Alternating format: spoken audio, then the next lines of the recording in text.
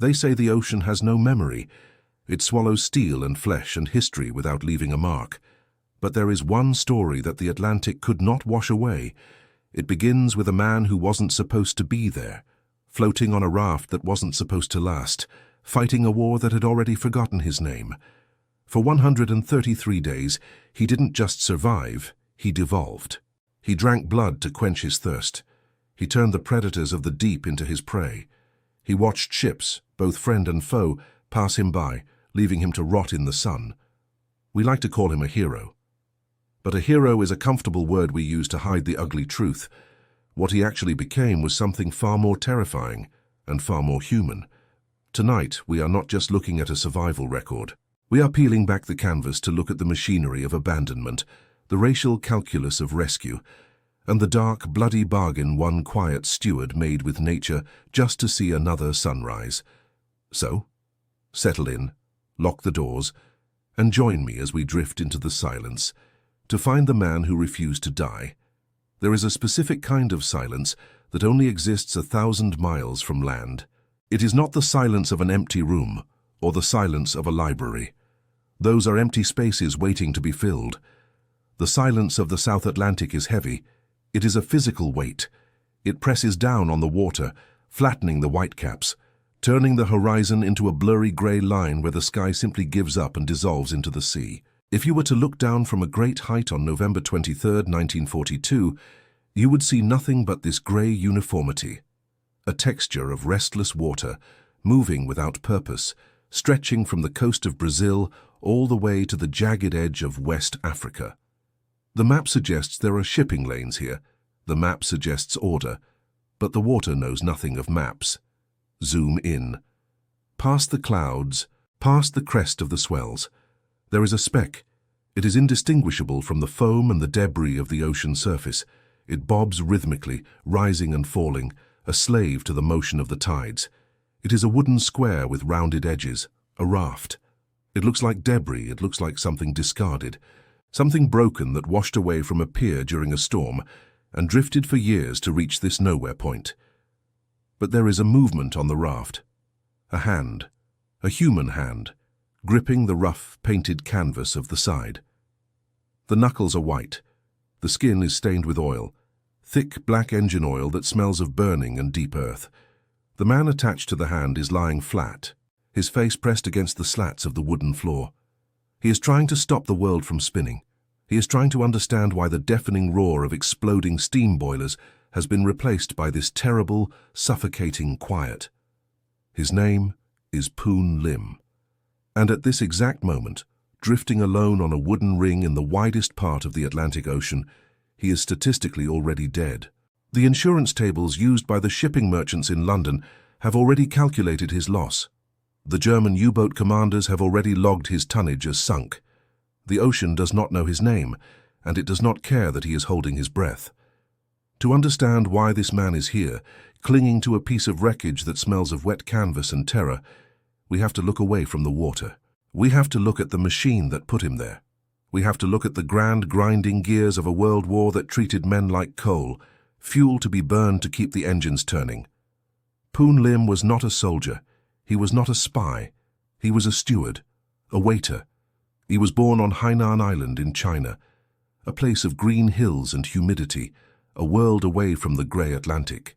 Like thousands of other young Chinese men in the 1940s, he found his way to the British Merchant Navy. They called them lascars or native seamen, terms used in the dusty offices of Liverpool and London to distinguish them from the white crew. The distinction was not just linguistic, it was mathematical. A Chinese sailor was paid a fraction of what a British sailor earned.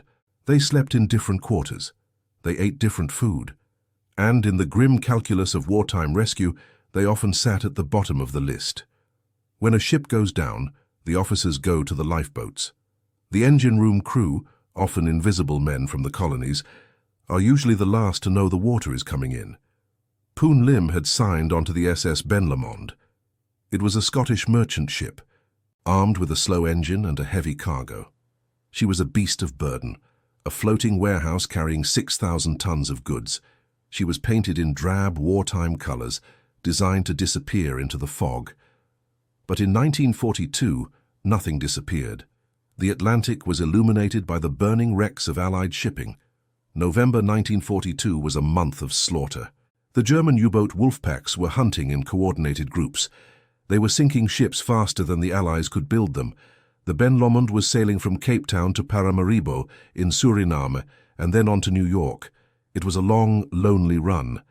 And she was sailing alone. This is a critical detail. Usually, ships sailed in convoys, herds of merchant vessels protected by destroyers and corvettes. But the Ben Lomond was considered slow, and the convoys were stretched thin. So the order was given: sail independently. Imagine the atmosphere on that deck. 54 men, most of them British, some Chinese. They know the statistics. They know that a ship sailing alone in these waters is essentially a gamble. Every time the sun goes down, the crew wonders if they will see it rise. They sleep in their clothes. They keep their life jackets within arm's reach. The smell of fear is masked by the smell of salt and grease, but it is there. It is in the way the men don't look at the horizon for too long. Poon Lim's job was to serve the officers, to polish the silver, to ensure the tea was hot. It is a surreal juxtaposition. Outside, the hull is cutting through water that hides predators capable of tearing the ship in half. Inside, Poon Lim is worrying about a spot on a tablecloth. This is the absurdity of war. The routine continues right up until the moment of annihilation. The ship is not zigzagging. This is another crucial failure. Standard procedure for a lone ship was to zigzag, to alter course every few minutes to throw off the aim of a submarine commander. But zigzagging burns fuel. It takes time. And the war machine needs cargo delivered now. The logic of economics overrode the logic of survival. The Ben Lomond steamed in a straight line, a perfect, predictable target, moving across the graph paper of a U-boat commander's plotting table. That commander was Captain Lieutenant Karl-Heinz Möhle of the U-172. He did not see Poon Lim. He did not see a man polishing silver. He saw a silhouette. He saw tonnage. He saw a medal. The attack, when it came, did not happen like it does in the movies. There was no dramatic music. No captain shouting orders through a megaphone. It was 11:34 in the morning. A bright time.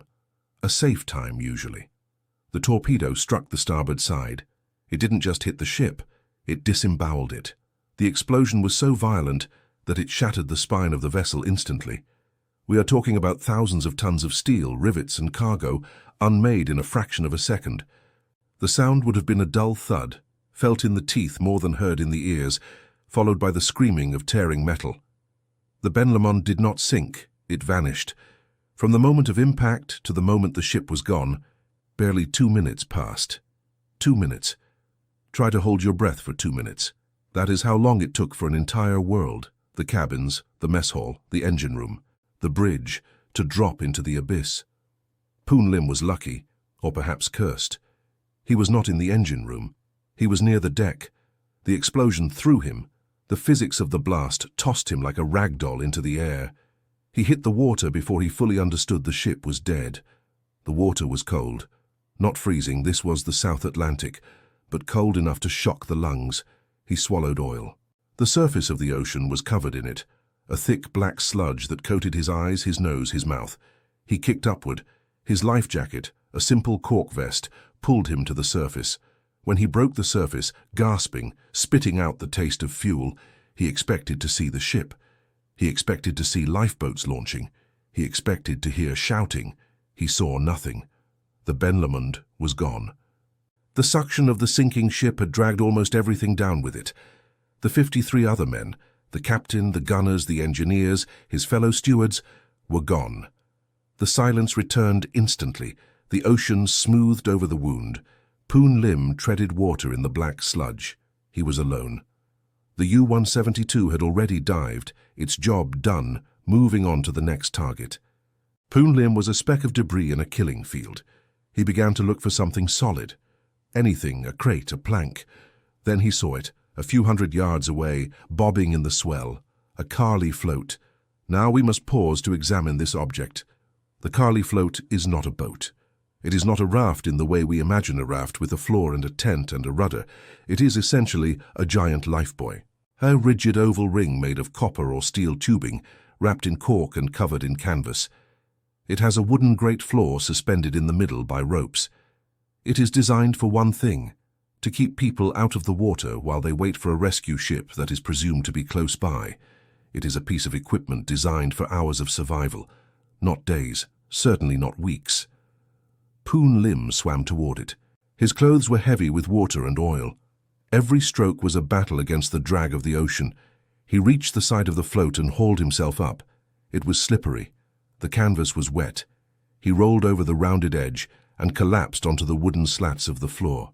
He was alive. He lay there for a long time. The sun beat down on his back. The oil on his skin began to bake. He didn't move because moving would make it real. If he lay still, perhaps he would wake up in his bunk. Perhaps the smell of oil was just a spilled lamp. But the rocking didn't stop. The gentle, nauseating sway of the Atlantic. Eventually, hunger and thirst forced him to sit up. He had to take stock. He had to see what the Empire had left him to survive with. The Kali float had watertight storage compartments, metal boxes clamped to the side of the ring. Poon Lim opened them, his fingers trembling, fumbling with the latches. Inside, he found the inventory of his future. Several tins of biscuits. Hardtack. Dry, tasteless, hard as bricks. A metal water canister containing about 10 gallons of fresh water. Some flares. A flashlight. A small supply of sugar. Some chocolate, 2 smoke pots. And that was it. He looked at the water canister. 10 gallons. In a house, with a tap, 10 gallons is nothing. It is a long shower. It is a few loads of dishes. Here, in the middle of the salt desert, 10 gallons was the most valuable substance in the universe. He did the math. He didn't write it down. He had no paper, but he wrote it in his mind. If he drank a pint a day, he could last. How long? 20 days? Maybe 30 if he stretched it. 30 days seemed like an eternity. Surely someone would come in 30 days. The British Navy was the ruler of the seas. They wouldn't just lose a ship and not look for it. He looked at the biscuits. They were dry. Eating them would make him thirsty. Every calorie he consumed had a tax attached to it, a water tax. Poon Lim closed the box. He sat in the center of the wooden grate. The water slapped against the bottom of the slats, splashing up sometimes to wet his legs. He was not dry. He would never be truly dry again. The sun began to set on his first day. The colors of the Atlantic shifted from blue to a deep bruising purple, and then to black. This is the moment where the psychological siege begins. Darkness on the ocean is absolute. There are no streetlights, no glow from a distant city, just the stars above and the black water below. You lose your sense of horizon. You feel as though you are falling through space. Poon Lim tied a rope around his waist and secured it to the raft. He was afraid that if he slept, he might roll off. He was afraid that the sea would take him while he wasn't looking. He didn't sleep that first night. He listened. He listened for the hum of an engine. He listened for a voice. He gripped the wooden slats and stared into the dark, waiting for a shape to separate itself from the shadows.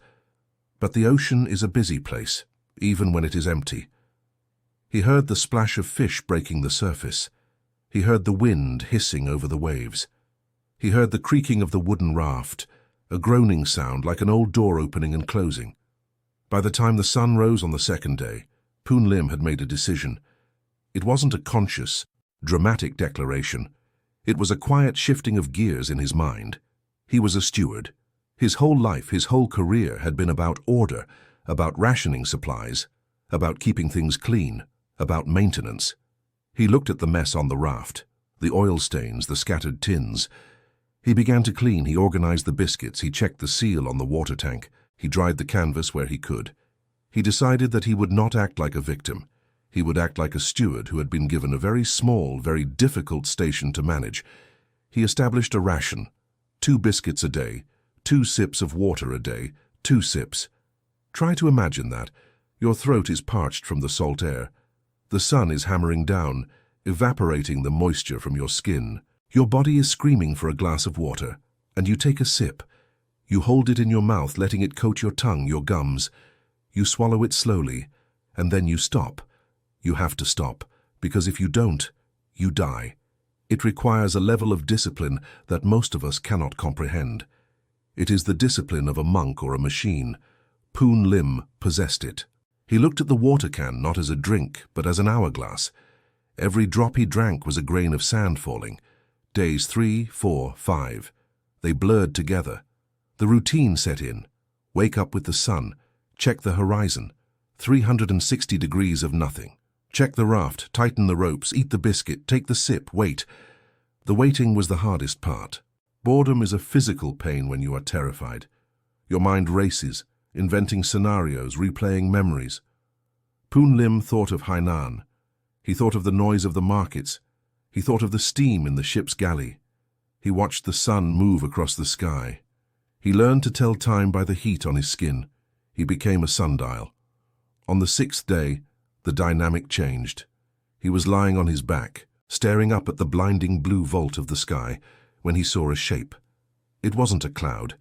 It was moving with intent. Wings, white wings, tipped with grey. A seagull. It circled high above, a lonely traveller in the wasteland. Poon Lim sat up slowly, his heart hammered against his ribs. A bird meant land, didn't it? Birds didn't fly this far out unless there was land. He squinted, scanning the horizon again. Nothing. The bird dropped lower. It was curious. It saw the raft. It saw the man.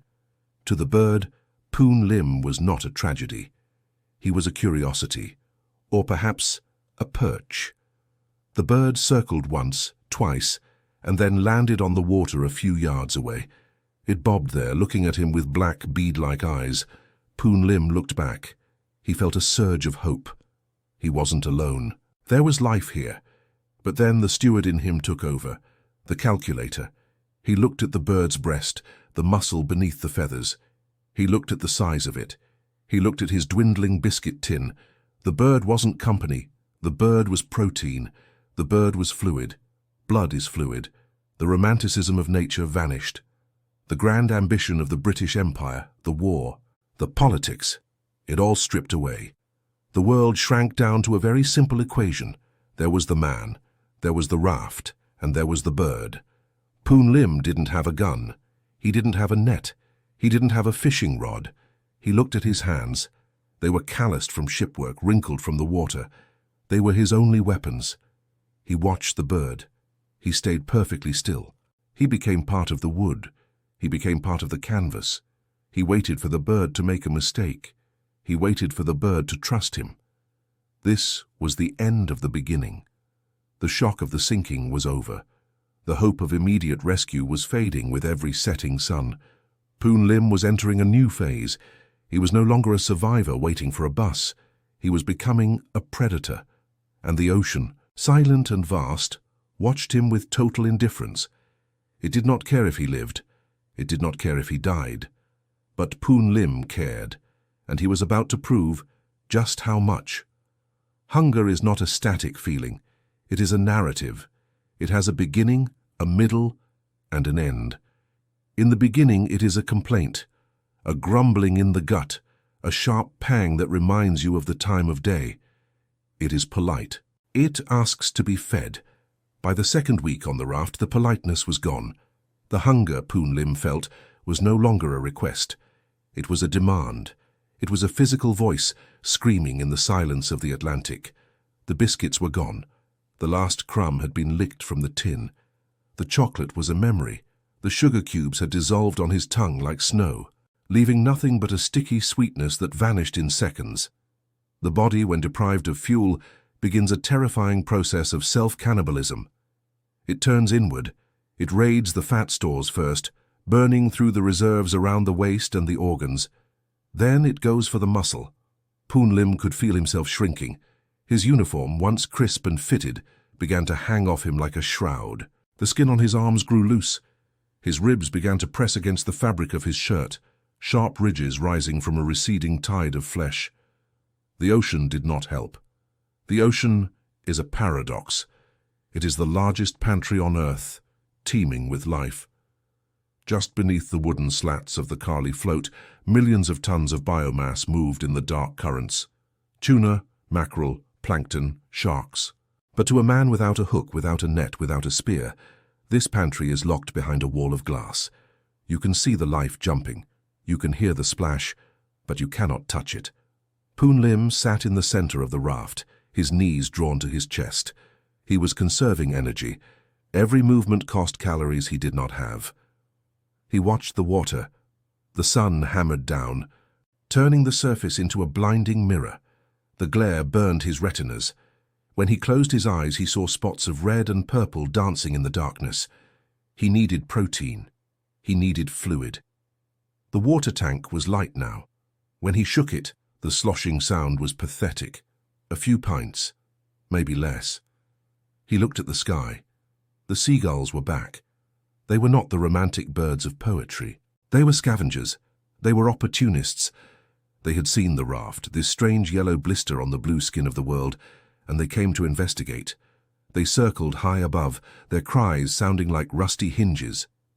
Poon Lim watched them. He didn't wave. He didn't shout. He understood something fundamental in that moment. In the wild, noise is weakness. Silence is strength. To catch a living thing, you must become like a stone. You must stop being a man and start being a trap. He lay flat on the canvas. He pulled the fabric of his shirt over his face, leaving only slits for his eyes. He spread his hands out, palms up, resting on the edge of the raft's buoyancy ring. He looked like a corpse. He looked like garbage. He waited. Time on a raft is not measured in minutes. It is measured in heartbeats. 1, 2, 3, 10, 100, 1,000. A gull dropped lower. It was cautious. It flapped its wings, hovering, testing the air currents. It looked at the still figure. It saw the seaweed that had begun to grow on the underside of the raft. It saw the barnacles forming on the wood. This wasn't a boat anymore. It was a floating island. A potential buffet. The bird landed on the water first. It paddled closer. Poon Lim did not twitch. He breathed shallowly, barely expanding his chest. The bird hopped onto the canvas rim of the raft. It was close, maybe 2 feet from his hand. He could see the texture of its feathers, the white overlapping the grey. He could see the scratch on its beak. He could smell it, a musky, dry scent of dust and fish. The bird took a step, then another. It pecked at a piece of dried seaweed stuck to the rope. Poon Lim's mind went blank. There was no thought. There was only the electrical impulse travelling from his brain to his forearm. Flash. His hand shot out. It wasn't a grab, it was a strike. His fingers clamped around the bird's leg. The explosion of noise was instantaneous. The gull shrieked, a high, piercing sound of absolute panic. Its wings beat furiously, slapping Poon Lim in the face hard enough to leave welts. Feathers filled the air like a sudden snowstorm. The bird pecked at his hand, tearing the skin, drawing blood. Poon Lim didn't let go. The pain didn't matter. The blood didn't matter. He dragged the thrashing creature toward him. He wrapped his other hand around its body, pinning the wings. The bird was warm. It was vibrating with life and terror. He had never killed a thing with his bare hands before. He was a steward. He set tables. He folded napkins. But the steward was gone. The animal remained. He found the neck. It was thin, fragile under the downy feathers. He twisted. There was a snap. A small, dry sound like a twig breaking under a boot. The bird went limp. The wings stopped beating. The shrieking cut off, replaced by the heavy silence of the ocean and the sound of Poon Lim's own ragged breathing. He sat up, holding the warm, dead weight in his lap. He was shaking. Adrenaline flooded his system, making his hands tremble. He looked at the bird. It was a mess of ruffled feathers and limp limbs. Now came the second test, the test of civilization versus survival. He had no fire, he had no knife, he had no pot. He looked at the bird, and he didn't see a creature anymore. He saw a water sack. He saw a fuel cell. He used his fingers and his teeth. He tore into the breast of the bird. The meat was raw, stringy, and warm.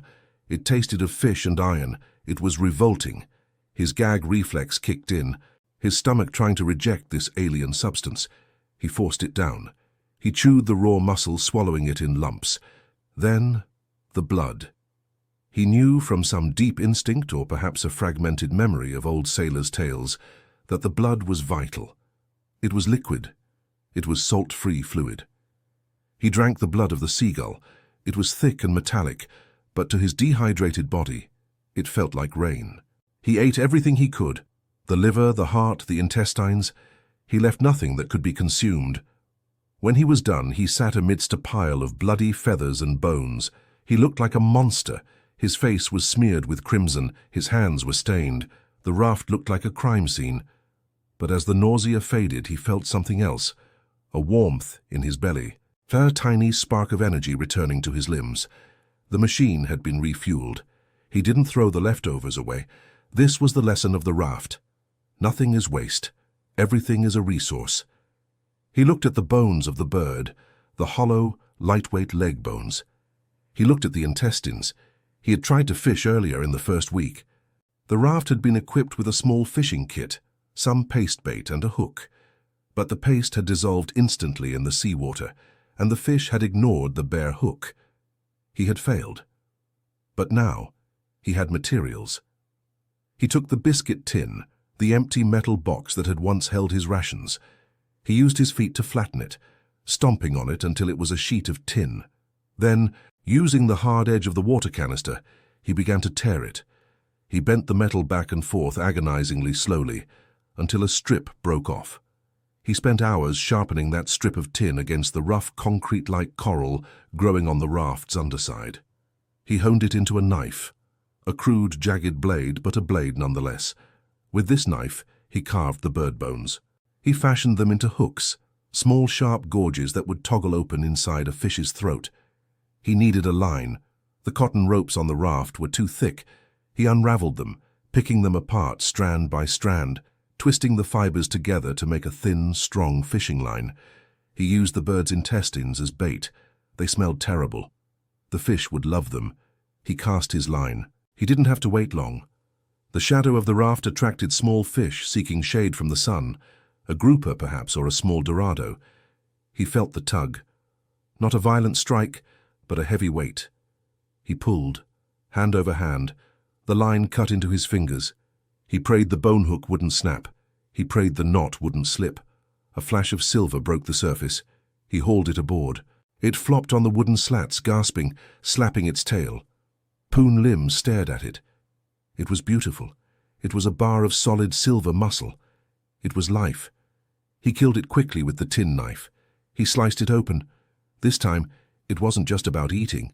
It was about processing. He cut strips of fish and laid them on the canvas roof of the raft to dry in the sun. He was making jerky. He was building a pantry. He realized then that he was no longer just a victim of the shipwreck. He was a resident of the ocean.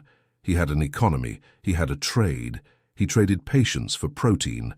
But protein requires water to digest, and water was the one thing he could not manufacture from bones and tin.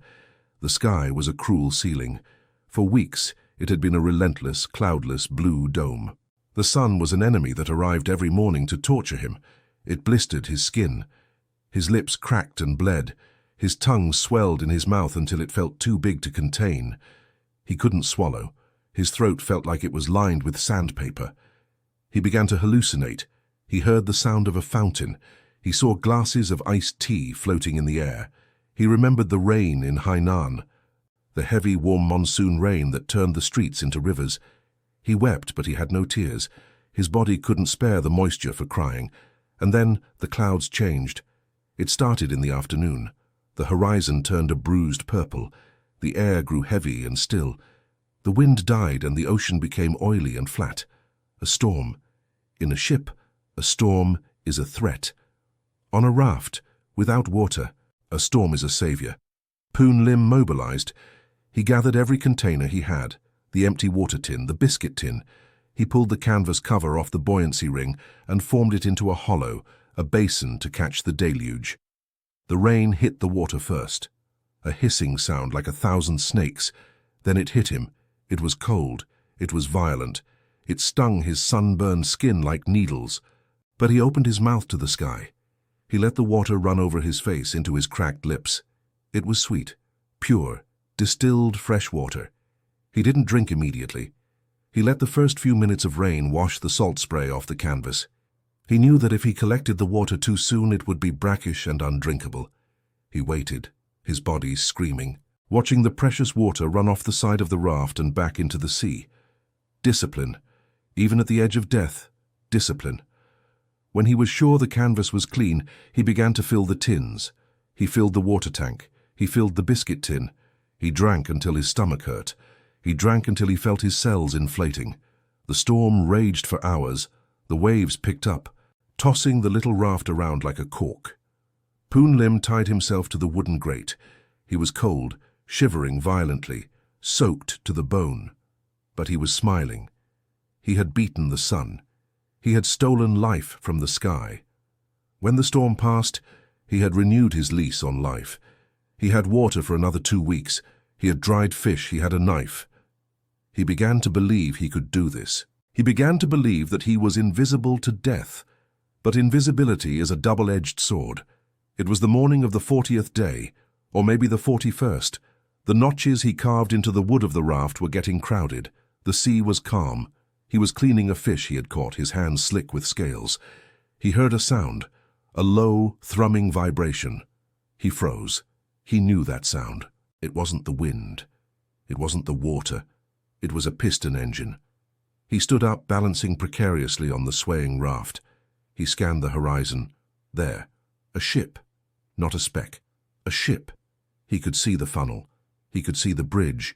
He could see the white wake churning behind it. It was a freighter painted in grey wartime camouflage steaming west. It was perhaps half a mile away. In maritime terms, that is shouting distance. Poon Lim scrambled for his flares. He had saved them. He had protected them from the damp. He grabbed the canister and ripped the tab. A plume of red smoke hissed into the air. It billowed up, thick and unnatural against the blue sky. It was a scream in color. He shouted. He waved his shirt. He jumped up and down, screaming until his throat rasped. "Help!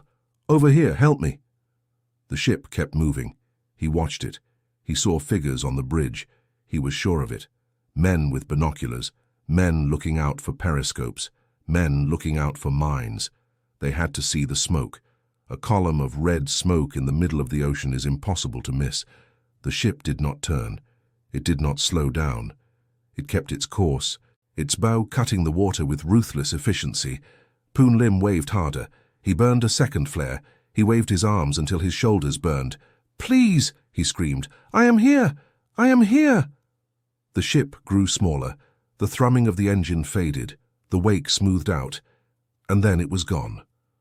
Poon Lim lowered his arms. The smoke from the flare drifted away, dispersing into nothing. Why didn't they stop? Perhaps they thought he was a decoy. U-boats sometimes used rafts with dummies on them to lure merchant ships closer before firing a torpedo. A Q-ship trap. Perhaps they thought he was a mine. Perhaps they saw that he was Chinese. In the racial hierarchy of 1942 was a single Asian sailor worth risking a 10,000-ton freighter and a crew of 50. Or perhaps they just didn't care. The rejection hit him harder than the hunger, harder than the thirst. The hunger was natural. The storm was physics. But this was human. This was a decision. Another human being had looked through binoculars, seen a man dying on a raft and decided to keep drinking his coffee. He sank down onto the wooden slats. The hope that had sustained him, the certainty that if he was seen he would be saved, shattered. He realized then that there was no rescue coming. The cavalry was not over the hill. The script of the movie was wrong. He was not waiting for rescue anymore. He was simply waiting. The days that followed were a blur of grey. The routine cemented itself, but the spirit was broken. The ocean became his entire universe. The memories of land, of trees, of women, of pavement began to feel like dreams he had once had, not a life he had lived. His body began to revolt against the environment. The salt water was a corrosive acid. It ate at his skin. Boils appeared on his legs and arms, saltwater sores. They festered and wept yellow pus. Every movement was agony. The friction of his wet clothes against his skin felt like sandpaper. He had to keep wet to stay cool, but being wet was rotting him alive. He spent hours staring at the water, watching the sharks that had begun to trail the raft. They were patient too. They sensed the decay, they sensed the weakness, they were waiting for the raft to fail. They were waiting for the man to make a mistake. Poon Lim looked at them. He didn't feel fear anymore, he felt a strange kinship. They were hunters, he was a hunter. They were just competitors for the same resources. The psychological erosion was slow. He started talking to the raft. He gave the fish names before he killed them. He had arguments with the sun. "Why are you so hot today?" he would ask the sky. "What did I do to you?" The silence of the ocean was no longer empty. It was filled with the voices in his head, the voice of his father, the voice of the captain of the Ben Lomond, the voice of the bird he had killed. He was drifting into the deep, dark trench of insanity. To stay sane, you need reflection. You need interaction. You need to know that you exist in relation to something else. But out here, there was only the line of the horizon. Perfect, unbroken, indifferent. Poon Lim closed his eyes. He touched the sores on his legs. He felt the pain. Pain was good. Pain meant he was still biological. Pain meant he wasn't a ghost yet. He picked up the tin knife. He checked the fishing line. The sun was setting. The water turned black. The night shift was beginning. He whispered into the dark, "I am still here." And the ocean, vast and terrible, whispered back with the sound of a breaking wave. Not for long. If you stare at the water long enough, the water begins to stare back. For Poon Lim, the staring contest had lasted over 2 months. The ocean had shown him its emptiness, its storms, and its indifference. Now it was showing him its teeth. The sharks had always been there. In the beginning they were deep shadows, cruising far below the raft, sensing the disturbance in their ceiling. But as the days turned into weeks, and the raft became a permanent fixture of the environment, they grew bolder. They began to understand that the raft was not a rock, it was a platform. And on that platform there was meat. These were not the mindless killing machines of cinema. These were calculating predators. They were patient. They would nudge the bottom of the raft, testing its stability. The heavy thud of a snout against the wooden floorboards would wake Poon Lim from his fitful sleep.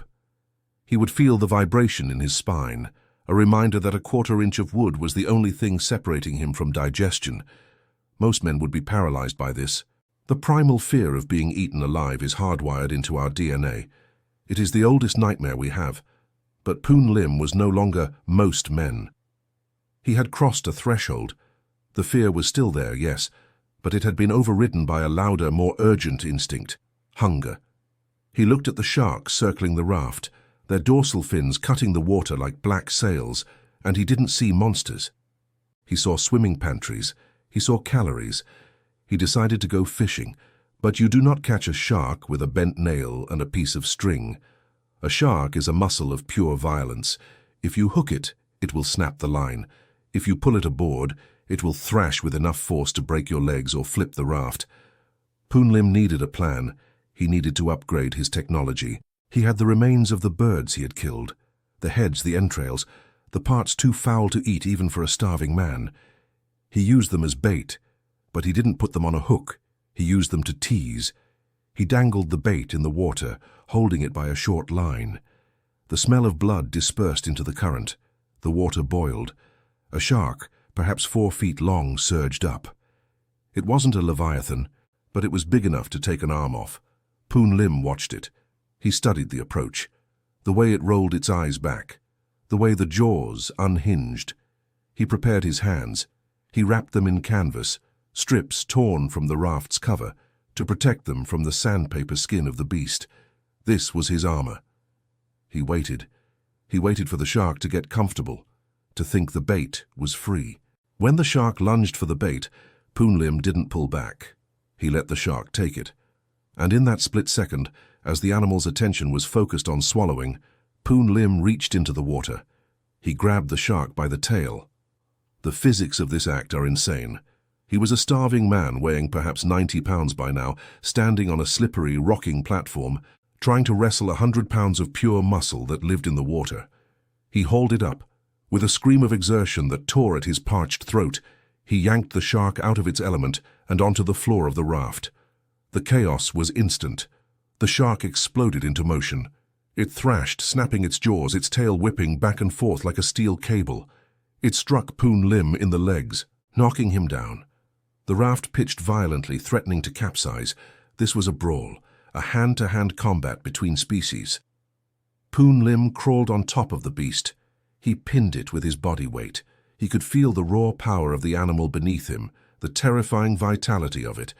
He raised the tin knife. But the skin of a shark is tough, like armor. The tin blade would struggle to cut it.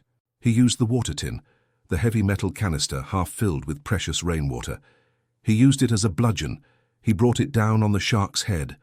Once, twice, again and again. The sound of metal hitting cartilage echoed over the silent ocean. Finally, the thrashing stopped. The shark lay still, its gold eyes staring blankly at the sun. Poon Lim collapsed next to it. He was gasping, his heart fluttering like a trapped bird in his chest. He was covered in slime and blood. He had won. He cut the shark open.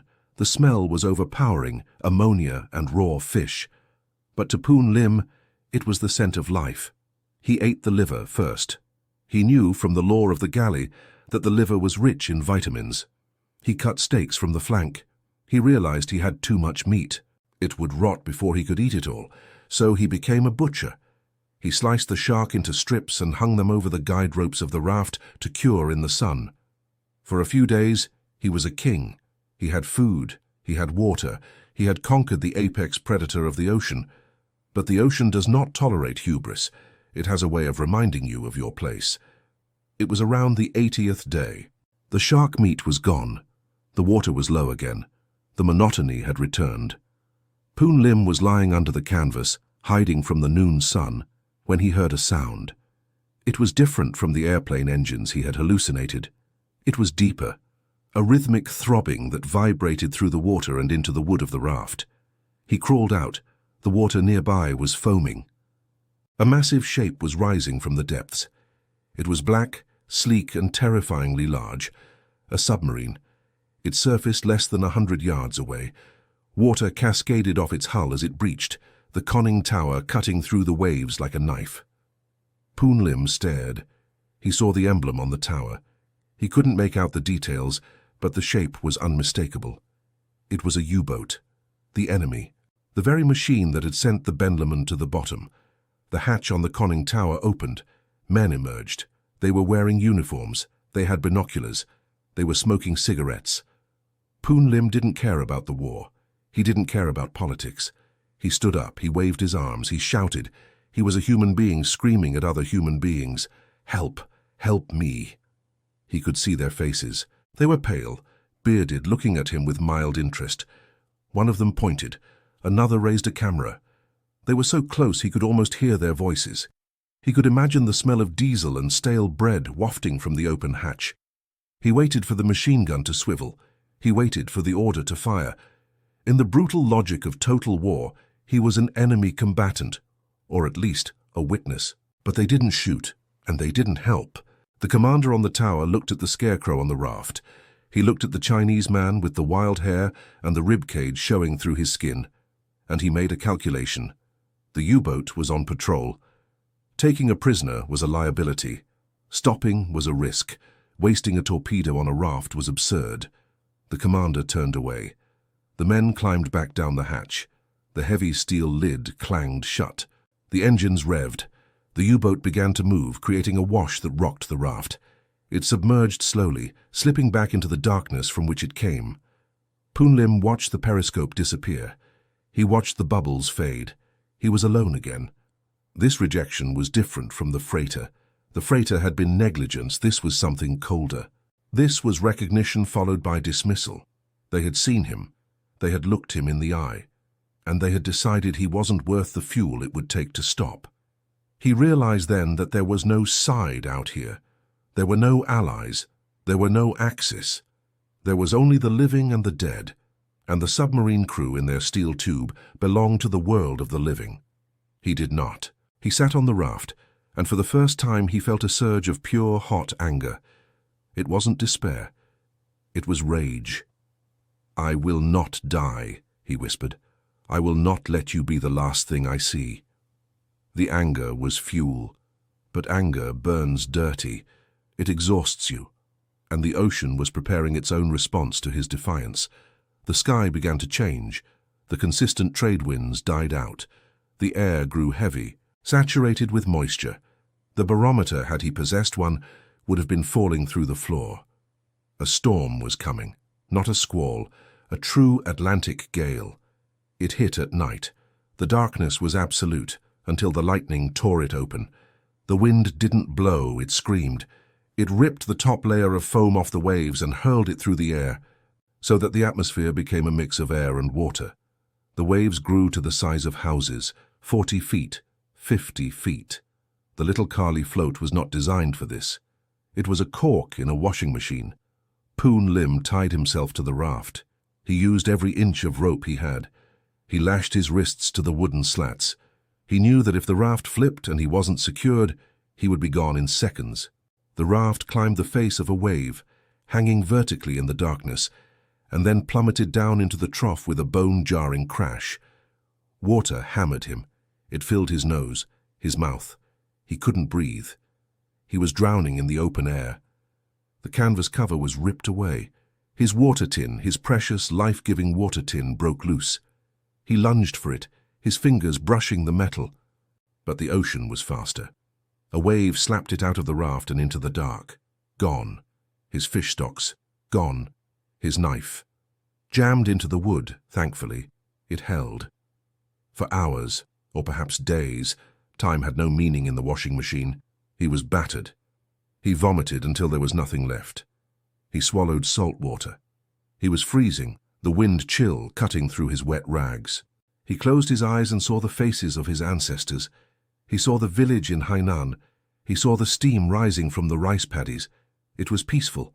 It was warm. He wanted to go there. All he had to do was untie the knot. Just one pull of the rope, and the sea would take him. It would be warm. It would be over. His hand moved to the knot. The rope was slick with slime. He tugged, but the knot held. The water had swollen the fibers. It was jammed tight. He didn't have the strength to fight the rope, so he stayed. He endured because he was too weak to quit. When the storm finally broke, the world was grey.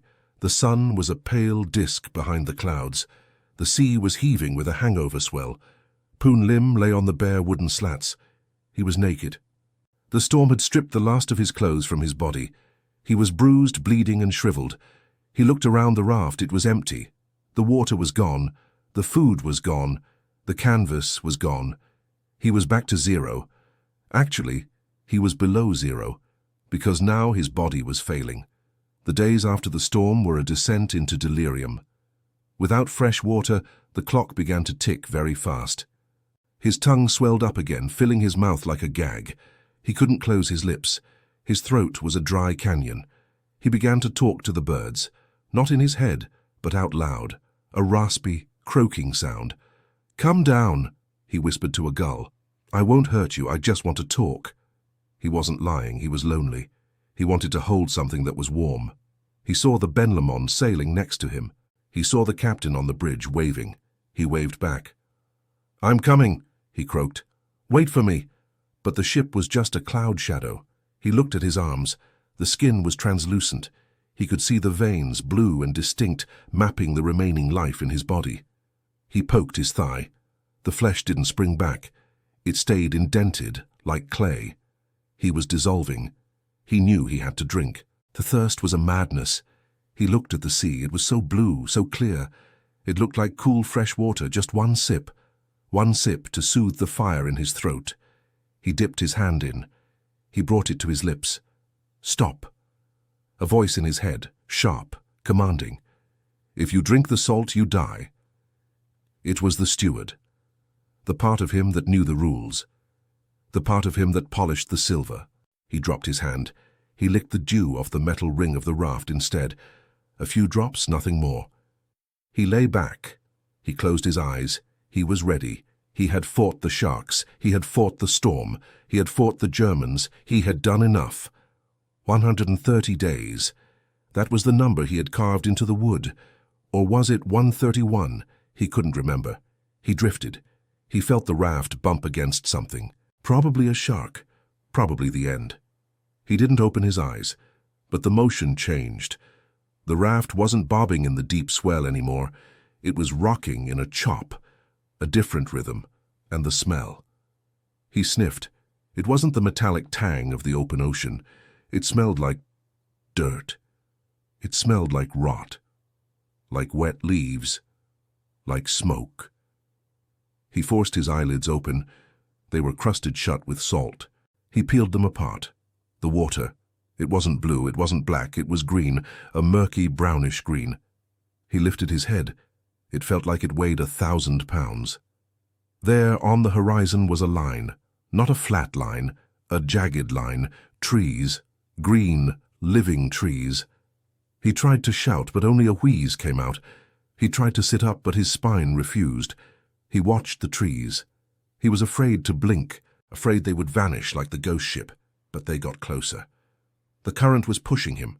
Then he saw a sail, a small triangular sail, a boat, a fishing boat. It was coming toward him. He didn't wave. He couldn't. He just watched. The boat pulled alongside. It was rough-hewn wood painted in bright colors that were peeling in the sun. 3 men were on board. They had dark skin. They were speaking a language he didn't understand. Portuguese. They looked at the raft. They looked at the pile of bones. They looked at the skeleton of a man lying in the center. They didn't cheer. There was no applause. They went silent.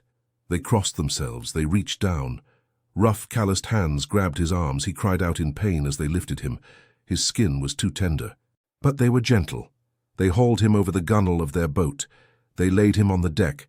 The deck was solid. It wasn't moving like the raft. One of the men held a canteen to his lips. Water. Warm, stale water. Poon Lim drank. He choked, coughed, and drank again. He looked up at the men. They were staring at him with a mixture of horror and awe. They had seen men come out of the sea before, but never like this. Never this far gone, yet still breathing. Poon Lim tried to speak. He tried to tell them his name. He tried to tell them about the ship, about the shark, about the bird. But no words came. He looked past the rail, back at the ocean. The green water of the Amazon Delta was mixing with the blue of the Atlantic. He had crossed the ocean. He had walked across the wet desert and survived. He closed his eyes, and for the first time in 133 days, he allowed himself to sleep. Not the light, terrified dozing of the prey, but the deep, heavy sleep of the saved. The raft, empty now, drifted away. A piece of garbage bobbing in the wake. Its job was done. But Poon Lim's job, the job of living with what he had done to stay alive, was just beginning. The transition from the ocean to the land is not a relief. It is a collision. When Poon Lim was carried off the fishing boat in Belém, Brazil, he was not entering a celebration. He was entering a laboratory. He was taken to a hospital where men in white coats looked at him with the same detached curiosity as the Seagulls had. They measured him. Before the Benlamont sank, Poon Lim weighed 140 pounds. On the day he arrived in Brazil, he weighed 90. He had lost 1/3 of his physical self to the Atlantic. The doctors touched his skin. It was not like human skin anymore. It was hardened, dark, covered in a crust of salt and sores that refused to heal. His legs were atrophied, the muscles dissolved by months of inaction. When they tried to make him walk, he collapsed. The floor was too stable. His inner ear was still tuned to the frequency of the waves. He spent weeks in that hospital. The physical recovery was slow. He had to relearn how to eat. His stomach had shrunk to the size of a fist. A full meal would have killed him. He had to be fed spoonfuls of broth like an infant. But the psychological recovery? That didn't happen in a hospital ward. In the silence of the night, when the nurses were gone, the walls of the room would dissolve. The ceiling would turn into the open sky. The hum of the ventilation became the wind. Poon Lim would wake up gasping, clutching the bedsheets, terrified that he had rolled off the raft. He was alive, yes, but he had not come back alone. He had brought the silence with him. Word of his survival began to travel. It moved through the telegraph cables. Under the ocean he had just conquered all the way to London. The British Navy was interested, not necessarily in the man, but in the data. You see, the war was a game of numbers. Tonnage sunk versus tonnage built. Men lost versus men replaced. Survival rates were a column in a ledger, and statistically no one survived on a raft for 133 days. It was an anomaly. It was impossible. So the machine sent its agents, intelligence officers, survival experts. They sat by his bed with notepads. They didn't ask him how he felt. They asked him about the mechanics. How did you catch the birds? Show us the knot you used. How did you distill the water? What did the shark liver taste like? Poon Lim answered them. He told them about the tin knife. He told them about the bird blood. He told them about the discipline of the Sips. They wrote it all down. They took his suffering, stripped it of the horror, and turned it into a manual. His experience changed the way the Royal Navy equipped its ships. Because of Poon Lim, life rafts were redesigned to include fishing kits that actually worked. Because of Poon Lim, the rations were recalculated. Because of Poon Lim, new protocols were written for men lost at sea. He saved thousands of lives. Sailors who would be torpedoed in 1943, 1944, and 1945 survived because a Chinese steward had figured out the math of death in 1942. But while his knowledge was absorbed by the machine, the man himself was an inconvenience. King George VI awarded him the British Empire Medal. It is a high honor, certainly, but it is not the Victoria Cross. It is a medal for meritorious service, a polite nod. The Navy brought him to England. They put him in the papers. The Chinese steward who would not die. It was a good headline. It boosted morale. It showed that the Axis could not kill the Allied spirit. But when the flashbulbs stopped popping, the war ended. The grand machine that had put him on that ship and then ignored him when he sank began to dismantle itself. Poon Lim wanted to go to the United States. He wanted to emigrate. He had family there. He wanted to leave the sea behind forever. But the United States had the Chinese Exclusion Act, a quota. The hero of the Atlantic, the man who had rewritten the book on survival, was told he was not welcome. The bureaucracy looked at him and saw a lascar. They saw a quota number. He was stuck. He was a man who could defeat a shark with a water jug, but he could not defeat a piece of paper signed by a politician. It took years. It took a special bill introduced by a senator, Warren Magnuson, to get him in. A specific exemption for a specific man. Even then, it was a fight. Poon Lim eventually settled in Brooklyn. He got a job, not on a ship, but in a factory. He made a life. He had children. He grew old. He rarely spoke about the raft. Why would he? How do you explain to your neighbor who is worried about his taxes or his lawn what it feels like to drink the blood of a bird? How do you explain the sound of a submarine leaving you to die? There is a gap between the survivor and the world they return to. It is a canyon that cannot be bridged. Poon Lim lived for another 48 years after he stepped off that raft. He died in 1991. But the story drifted away. Today, if you search for Poon Lim, you will find him in trivia books. You will find him in fun facts lists. Did you know a man lived on a raft for 133 days? Wow, that's cool. We have turned his ordeal into a statistic. We marvel at the number, 133. We treat it like a high score in a video game. We forget the sores, we forget the terror. We forget the moment he looked at his own arm and realized he was dissolving. We sanitize survival because the reality is too ugly. We want the hero who triumphs. We do not want the animal who eats raw intestines to stay alive. And we certainly do not want to talk about the ships that passed him by. Let's go back to the Atlantic for a moment. Right now, today, the coordinates where the Ben Lomond went down are still there. The water is the same temperature. The waves are the same height. The ocean has not learned anything from Poon Lim. It has not become kinder. Every day, thousands of ships cross that same patch of water. Massive container ships, cruise liners with swimming pools and buffets. They ply the trade routes, burning oil, moving cargo.